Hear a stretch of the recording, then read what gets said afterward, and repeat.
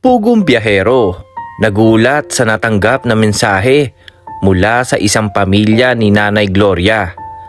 Ang matandang nakita ni Pugong biyahero sa bundok at naninirahan sa isang bahay na 85 years old na.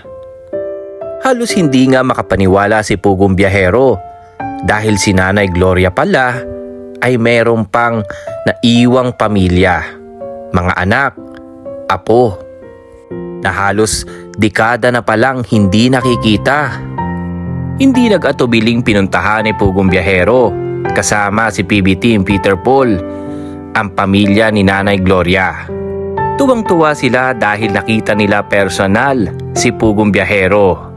Sila pala ay matagal na ding subscribers ni Pugong biyahero, kaya naman nagpapasalamat talaga sila dahil kay Pugong biyahero ay naging daan upang makita ang kanilang nanay na halos dekada nang hindi nila nakikita.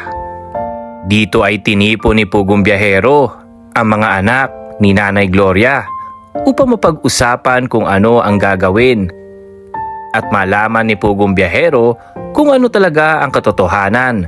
Bakit nawalay si Nanay Gloria at mag-isa na lang ngayon sa buhay?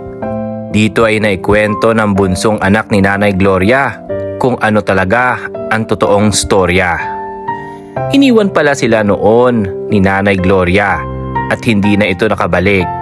Pero ngayon ay natutuwa sila dahil nakita na nila ang kanilang ina na halos matagal na nilang hinahanap. Dagdag pa niya, kapag nga daw may nagtatanong kung nasaan ang magulang niya, ay sinasabi niya na wala na daw at patay na ito.